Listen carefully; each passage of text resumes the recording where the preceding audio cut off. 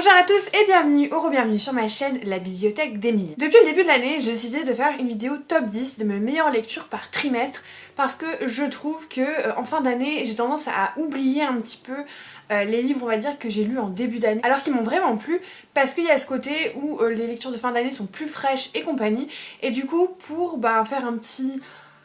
on va dire un petit récap des livres qui m'ont vraiment marqué pendant l'année. J'ai décidé de faire un top 10 par trimestre parce que du coup c'est un peu plus frais, ce sont des livres que j'ai lus il y a maximum 3 mois et du coup je peux un peu plus vous restituer ce que j'ai vraiment apprécié dans l'année sans vraiment faire appel à un travail de mémoire exceptionnel parce qu'encore une fois je vous rappelle que je lis à peu près entre 100 et 150 livres par an, donc parfois quand on est au mois de décembre et qu'il faut que je fasse un top 10 avec des livres que j'ai lus il y a un an, voilà, c'est un peu dur à tout restituer dans ma tête, donc j'ai commencé cette petite série de vidéos où je vous fais du coup mon top 10 par trimestre. Et vu que là le mois d'octobre est déjà bien entamé, il est temps de faire le top 10 du troisième trimestre, c'est-à-dire les mois de juillet, août et septembre.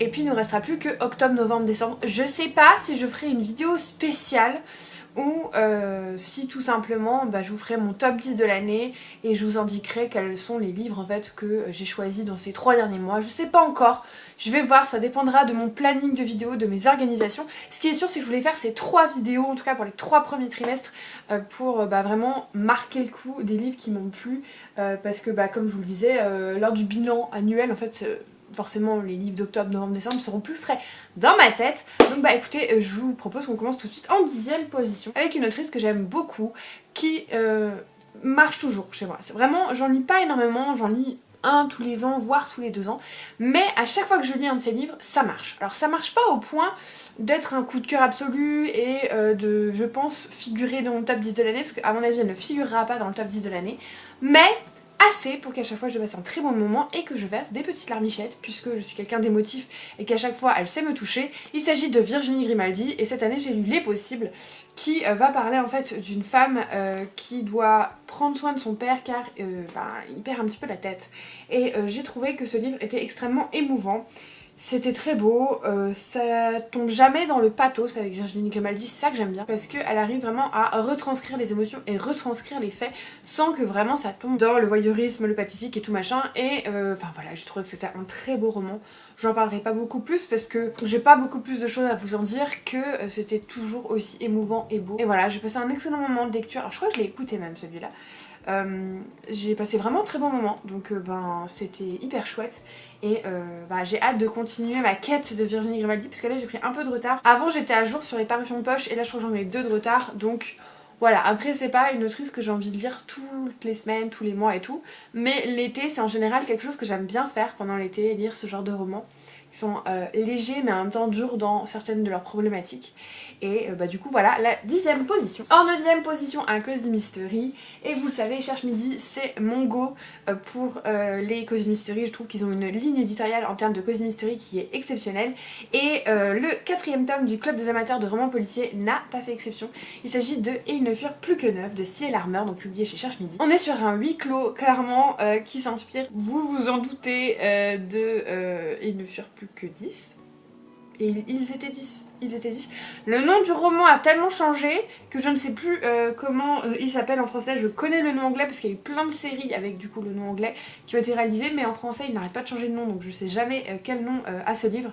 Mais en tout cas d'Agatha Christie, vous vous en doutez. De toute façon les amateurs de romans policiers qui font partie de ce club, comme c'est marqué ici, sont des grands férus d'Agatha Christie. Ils ne s'en cachent pas, et cette fois-ci ils vont être dans un chalet un peu isolé au milieu d'une forêt.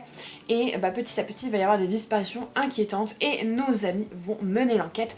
Comme toujours, c'est un roman que j'ai beaucoup aimé par sa construction autour de beaucoup de personnages, puisqu'on est vraiment sur un club, et du coup même si Alicia est le personnage vraiment principal, central on va dire de ce club, on suit vraiment tous les personnages et du coup ça permet une pluralité de personnages au centre de l'action, et ça je trouve ça très très chouette. Et c'est une série que j'aime beaucoup, donc voilà, je vous la conseille. Je sais qu'elle ne plaît pas à tout le monde, mais moi à chaque fois on tombe très très juste, et le prochain est prévu pour le printemps 2025. En 8e position, un auteur que j'ai appris à découvrir cette année et j'ai beaucoup aimé. Son premier titre qui je crois fait partie vraiment de mes tops de l'année. Alors là il est en 8ème position, mais c'est à dire que les autres livres à vous présenter sont aussi très bons. Donc c'est pas parce que c'est de la 8ème position que c'est pas bien, c'est juste que ça s'est joué à pas grand chose. Franchement le top s'est joué à pas grand chose, je vais pas arrêter de changer. Donc voilà, en 8ème position, j'ai découvert un nouveau titre de cet auteur, il s'agit d'Ariel Holz et donc j'ai découvert La Princesse en visage qui est un roman de fantasy young adulte qui va se dérouler dans un monde où vous avez 4 trônes pour 4 saisons. Sauf que le trône d'automne est vacant depuis que le roi de l'automne s'est fait zigouiller par la reine de l'été suite à une rébellion. Et en fait, Ivali, notre personnage principal, est la fille et donc l'héritière de ce trône. Sauf que pour accéder au trône, il faut faire partie d'une compétition avec du coup chaque reine qui présente un ou deux maximum prétendants au trône. Les 3 reines là qui restent ont fait leur petit micmac et elle arrive et elle se présente elle-même parce que techniquement c'est l'héritière, donc elle a le droit de présenter quelqu'un, donc elle se présente et va commencer une série d'épreuves pour déterminer qui sera la future reine du trône d'automne, sachant que suite à quelque chose qui s'est passé, certaines personnes, dont Ivali, sont atteintes, du moins que dans le royaume de l'automne, d'une malédiction. Et si quelqu'un les regarde dans les yeux, ils sont atteints d'une folie meurtrière et du coup elle vit avec un masque comme ça sur le visage depuis toujours. C'était hyper chouette, franchement j'ai passé un très bon moment, j'adore la plume d'Ariel Holz. Alors on sent que selon l'éditeur, il va adapter, on va dire, pas sa plume, mais on va dire son genre. Et je trouve ça hyper intelligent, puisque sur Runborn, chez Gulfstream, on est sur un truc un peu plus, voilà, un peu plus patate, un peu plus dur, un peu plus, voilà, sanglant. Et chez Slalom, qui est quand même un petit peu plus young adulte, sachant que Gulfstream fait un peu de tout, mais que là, Runbound, c'était vraiment dans la collection grand ado, on va dire. Enfin, ado, mais ado grand. Alors que là, Slalom, c'est un public un peu plus vaste. On sent que c'est un peu plus jeunesse, alors young adulte jeunesse. Par contre, on retrouve la cruauté dans ces personnages, qui est du coup dosée selon le public cible, mais que j'aime beaucoup dans ces romans. Il y a vraiment une espèce de cruauté qui se distille dans certains de ces personnages, pas tous, hein, et qui rend le roman vraiment un peu intéressant, et il fait des personnages très intéressants. J'adore sa plume et vraiment c'est une très bonne découverte. Alors il me faut lire la suite que je vais pas tarder à lire puisque c'est dans ma pile du Pumpkin Autumn Challenge, et j'ai aussi Magie et Sentiment qui m'attend, et si ça continue peut-être qu'à Montreuil je prendrai les Sœurs Carmine, je ne sais pas, je vais voir. En tout cas vraiment je passe un excellent moment à chaque fois. C'est le 2e livre de Ariel Holz de l'année, 2e très bonne surprise, donc voilà. En plus il y a le tome 2 de Runborn qui va pas tarder à sortir, enfin moi je l'achèterai à Montreuil, mais voilà, donc hyper contente de cette découverte, et je ne peux que vous conseiller cette duologie qui en plus est très axée sur l'automne, si jamais en cette période c'est pas. 7ème position, encore une très bonne lecture, mais ce ne sont que des très bonnes lectures. La Reine Traîtresse de Danielle L. Jensen que j'ai lu cet été chez Brajlon. J'avais attendu longtemps pour lire la suite, tout simplement parce que pour moi c'est une lecture d'été et que du coup j'ai attendu et je l'ai lu et j'ai adoré. Alors pas autant que le premier, mais j'ai passé un excellent moment vraiment de lecture sur ce titre. On est toujours avec Lara qui est la fille d'un dirigeant qui va essayer d'infiltrer une de ses filles sur le royaume d'Itikana, qui en fait possède une espèce de pont à travers des îles qui sont reliées les unes entre elles, et c'est un pont marchand, économiquement c'est hyper important, et donc il va envoyer une de ses filles un petit peu en espionne pour prendre le contrôle de ce territoire, sauf que Lara, qui a été élevée dans la haine de ce royaume d'Itikana, va se rendre compte que finalement les méchants c'est peut-être pas ce qu'elle pensait quoi. Et c'est une romantasy qui pour moi est extrêmement bien faite, qui est bien écrite, qui est pas trop cringe, qui peut satisfaire les non-fans de romantasy comme moi. Vraiment je suis pas du tout fan de la romantasy, du moins de celle qu'on voit partout en ce moment, avec une multitude de scènes olé olé, avec une structure narrative qui est toujours la même, défaillée, une jeune fille pas comme les autres qui se retrouve avec un roi défaillé, badass, beau gosse et compagnie, bref. Je peux plus me voir ça, vraiment c'est un trope que je ne peux plus me voir. Pourtant j'avais adoré Akota, mais trop c'est trop. Voilà, il y a un moment où je fais une indigestion, et là je fais vraiment une indigestion de romantasy. Et ça reste des romantasy chez Danielle L. Jensen, où je reste, à l'écoute, où je passe un bon moment, où je suis contente de ce que je lis. Donc vraiment c'est une saga que je vous conseille à 1000%.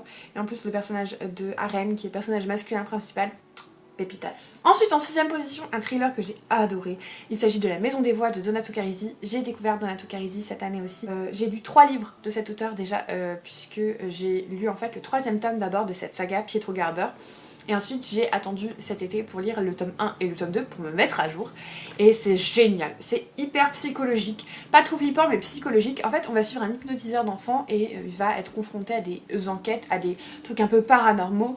Je vous rassure, ça reste quand même assez terre à terre, mais il y a une petite notion paranormale mais surtout une grosse dimension psychologique. Et j'adore, vraiment je passe un excellent moment. En plus je les écoute en audio et le narrateur n'est autre que le narrateur de l'Assassin Royal, aka le meilleur narrateur du monde. Je ne veux rien entendre. Bref, du coup j'ai passé vraiment un excellent moment et là je vais commencer à lire autre chose que cette série parce que d'abord je voulais, on va dire, lire toute la série puisque pour l'instant il n'y a que 3 tomes, avant de commencer d'autres choses, commencer par les stand-alone peut-être, et ensuite aller vers la saga du chuchoteur qui me fait très peur parce que pour moi le chuchoteur c'est plus horreur, horrifique, et moi je suis quand même quelqu'un qui a un seuil de tolérance pas non plus très haut au niveau des choses qui font flipper, donc je me tâte encore, mais je vais commencer par lire les stand-alone, comme ça au moins je me lance pas dans des sagas et qu'il en a fait tellement que j'ai de quoi faire. Ensuite, une nouvelle saga que je suis très contente d'avoir découverte. La suite est sortie déjà, le tome 2. J'ai hâte de découvrir le tome 2 puisque vraiment j'ai passé un très bon moment de lecture. Il s'agit de La mort de la tante Dimitri de Nancy Atherton, publié chez Verso. C'est, alors pas du cozy mystery, c'est plus du cozy mystery. Il n'y a pas énormément d'enquêtes, il n'y a pas un meurtre à résoudre et compagnie. Mais il y a cette notion quand même un petit peu de mystère, mais ça reste, on va dire, pas proéminent par rapport à la part vraiment cosy. Pour moi c'est vraiment un livre cosy. Vous avez une jeune femme qui va vraiment pas bien dans sa vie, vraiment tout part en live, voilà, ça va pas. Et en fait quand elle était petite, sa maman lui racontait des histoires d'une fameuse tante Dimitri qui avait toujours des histoires un peu rocambolesques mais surtout avec une morale très positive à la fin. Et en fait un jour elle va être appelée dans un cabinet d'avocat et se rendre compte que non seulement cette tante Dimitri existe vraiment, mais qu'en plus elle lui a légué son chalet et une mission capitale, regrouper toutes les histoires qui ont pu être dites, écrites par rapport du coup à elle-même. Et Laurie va partir en compagnie du fils de l'avocat et découvrir en Angleterre, voilà, un nouvel environnement, de nouvelles personnes, et c'est rempli d'amour. C'est de l'amour en barre ce livre. C'est de la douceur, c'est de la bienveillance, c'est de la gentillesse, c'est juste tellement bien quand vous avez pas le moral et que vous avez besoin d'un truc doudou, réconfortant, mais ça c'est parfait. En plus le travail éditorial est absolument exceptionnel. Mais vraiment c'était une bulle de douceur mais infinie. J'ai passé un excellent moment et on a tous besoin d'un Bill dans sa vie. Voilà, j'en dirai pas plus. Mais on a tous besoin de lui dans notre vie. Donc je peux que vous conseiller cette saga. Ensuite, en 4ème position, c'est que la propagande de Miradonchy a vraiment fonctionné. Persona, le premier tome écrit par Yelena, publié chez Hachette Roman. J'ai succombé à la propagande de Mira et je ne suis absolument pas déçue puisque j'ai passé un excellent moment de lecture. En plus c'est un livre qu'elle m'avait offert pour me féliciter lorsque je m'étais fiancée. Alors je l'avais pas encore annoncé publiquement, donc elle m'avait envoyé un petit mot au cas où je pense ou je le lise avec juste félicitations. Pas de mention à pourquoi, parce que déjà c'est une amie formidable, et puis aussi parce qu'elle avait très envie que je découvre Persona, et quelle bonne surprise mes amis, mais quelle bonne surprise. On est dans un empire un peu inspiré de l'empire romain, où en fait vous avez des enfants qui vont avoir des pouvoirs un peu spéciaux. Ils vont être parqués clairement dans des espèces de monastères mais à la romaine, où en fait ils vont être utilisés pour leurs dons, et une fois adultes ils ont 2 choix, soit ils donnent leur vie complètement au culte, voilà, et ils continuent d'avoir leur pouvoir, soit ils se marient et ils perdent leur pouvoir. C'est dans ces conditions là que vous avez une femme qui va arriver, donc alors je sais plus si c'est le monastère mais bon bref, à l'endroit où il y a les enfants, et elle va demander une mission, donc au culte de la lumière. Dans ces personnes qui vont être prises, il va y avoir Andrea qui a le pouvoir de changer d'apparence. Il peut porter plein de masques, c'est lui qu'on voit ici.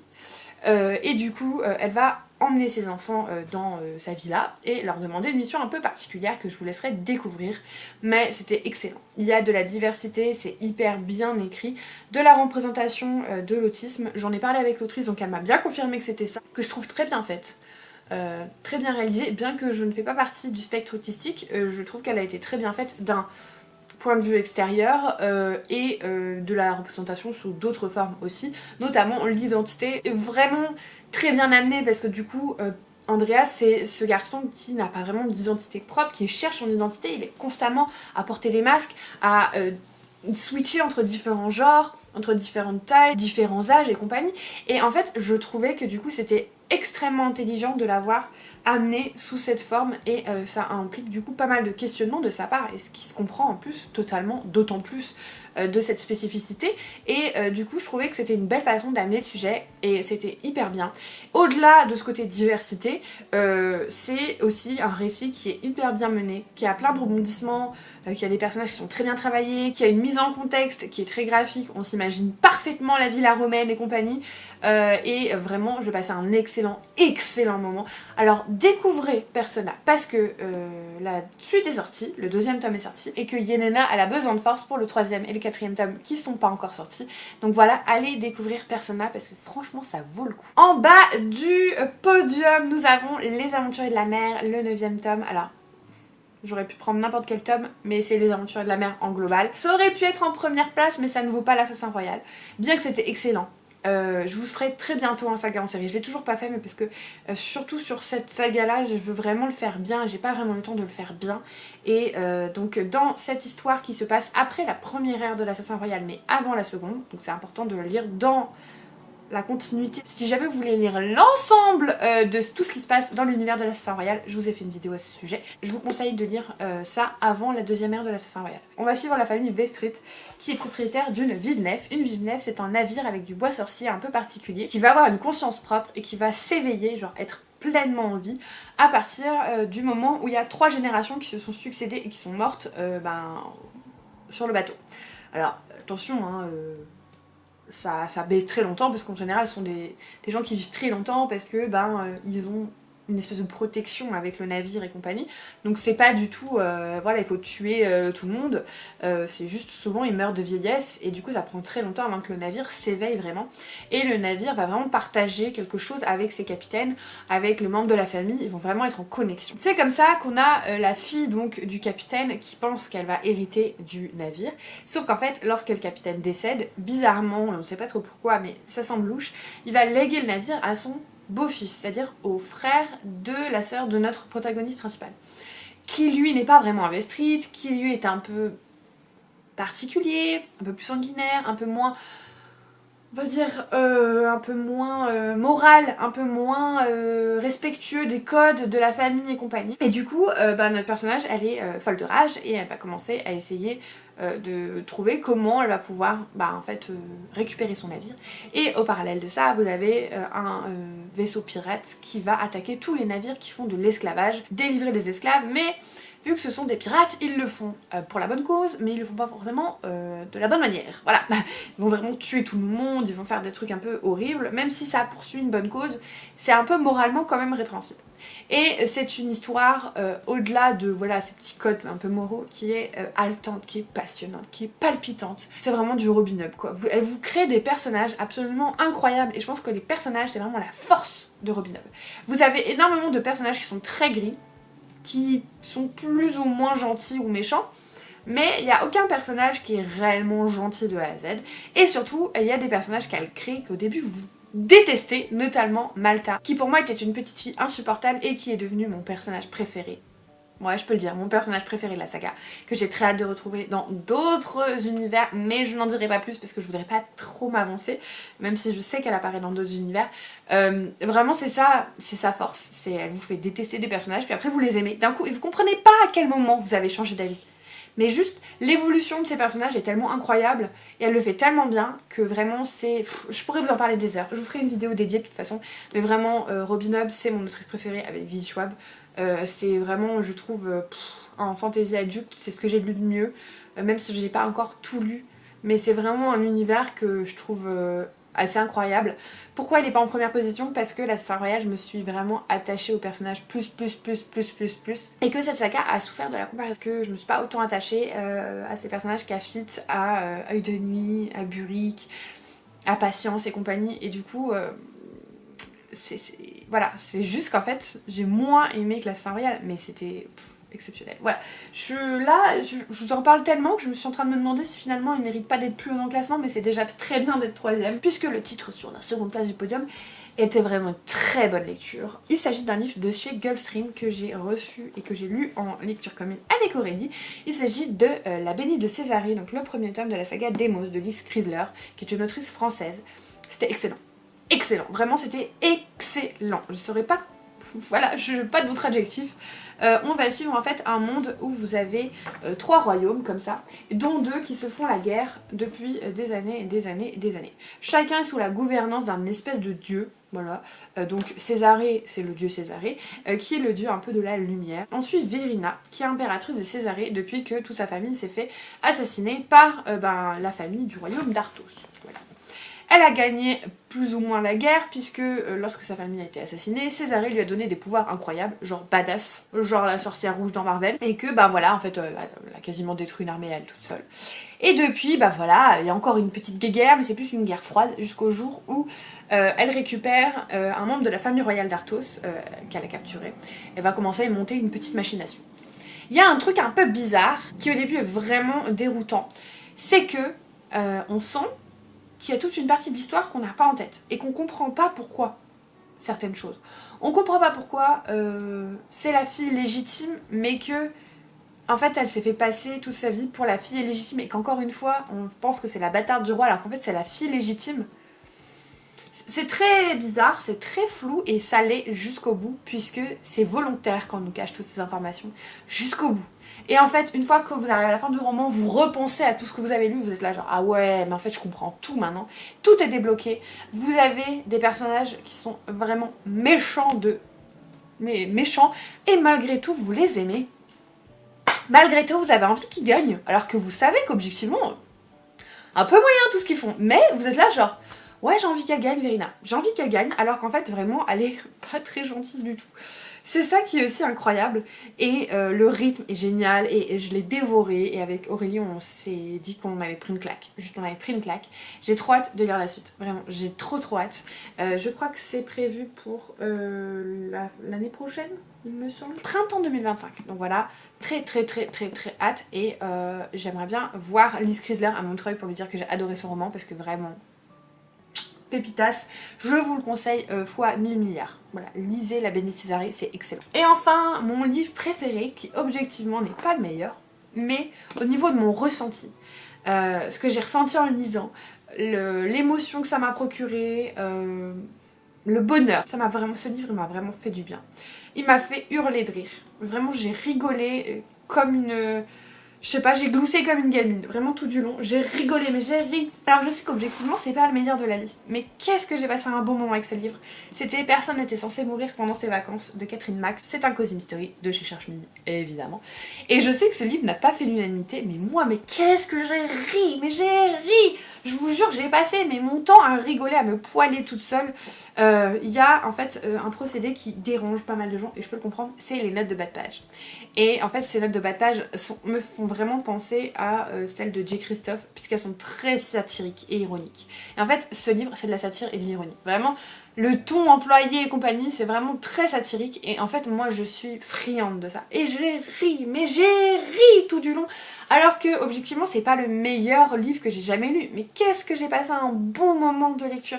Et comme quoi parfois il faut être au-delà vraiment des aspects très objectifs, il faut écouter ce qu'on pense. Et moi là ce que je pense c'est que ce livre là m'a fait passer un des meilleurs moments de lecture de toute mon année. Je me suis éclatée à le lire, j'ai passé un trop bon moment, j'ai pas une seule fois pas envie de prendre ce livre, vraiment je n'avais qu'une hâte, c'était continuer la lecture, je me suis éclatée et franchement j'ai passé un moment génial. De quoi ça parle? En fait vous avez une héroïne qui est un peu romancière malgré elle, c'est à dire que elle a écrit un roman d'un truc qui s'est passé réellement, où elle était allée en Italie, elle avait croisé un espèce d'agent secret et ils avaient été embriqués dans une affaire et c'est devenu un best-seller. Et un peu malgré elle, du coup elle continue à écrire alors que, enfin voilà, en fait à la base elle voulait juste poser ses pensées et réaliser ce qui s'était passé. Et en fait, là on en est très très loin puisqu'on en est au 10e tome je crois. Et pour l'occasion, ils font une espèce de tour presse en Italie. Et elle est obligée de se coltiner ce fameux Connor puisque bah du coup il a été associé à la promo du livre dès le départ. Et du coup c'est un peu une resta un peu. Et elle peut plus le voir, elle en peut plus, surtout qu'il lui fait du chantage H24. Et du coup elle va décider qu'elle va le tuer dans son livre. Sauf que une fois arrivé sur place, quelqu'un essaye de le tuer dans la vraie vie. Donc là va commencer l'enquête. Je sais qu'il plaira pas à tout le monde. C'est pour ça que je pense pas que c'est un livre que je recommanderais à tout le monde. Je recommande ce livre aux personnes qui aiment l'humour très satirique, un peu british, sur les bords, avec beaucoup d'ironie. Si vous n'êtes pas dans ce délire-là, passez votre chemin. Vous n'allez pas passer un bon moment avec ce livre, je vous le dis. Mais moi, j'ai adoré. Voilà, j'ai adoré ce roman. Et c'est sûr à 1000% qu'il fera partie du top 10 de la fin de l'année. Sûr. On est arrivé à la fin de cette vidéo et j'espère qu'elle vous aura plu. N'hésitez pas à me dire s'il y a un de ces livres qui vous a plu ou que vous avez envie de lire ou que vous avez lu ou même si vous l'avez lu et qui vous a déçu. Voilà, faites-moi part de vos impressions sur ces 10 titres. Et puis j'espère qu'il y en aura qui vous auront donné envie de découvrir. En tout cas, moi, c'est 10 livres avec lesquels j'ai passé de très bons moments de lecture ces 3 derniers mois. Vous l'avez vu, hein, il y en a beaucoup, c'était cet été puisque septembre et début octobre malheureusement je fais face à une énorme panne de lecture comme je n'ai jamais connue, vraiment très hard. Et du coup c'est un peu compliqué. Mais cet été j'ai vu de très beaux mois de lecture. N'hésitez pas à me mettre un petit emoji pouce en l'air dans les commentaires pour me dire que vous êtes arrivés à la fin de cette vidéo. Un grand merci pour tout votre soutien, vraiment ça me fait très plaisir. Jour après jour, vidéo après vidéo, de répondre à vos commentaires. On est plus de 4000 sur cette chaîne, c'est ouf. Vraiment merci. Et si vous n'êtes pas encore abonné, n'hésitez pas à le faire. Pour tout le monde, n'hésitez pas à mettre un petit commentaire et un pouce en l'air. Et évidemment, moi comme d'habitude, en attendant la prochaine vidéo, je vous souhaite de merveilleuses lectures et je vous fais des bisous.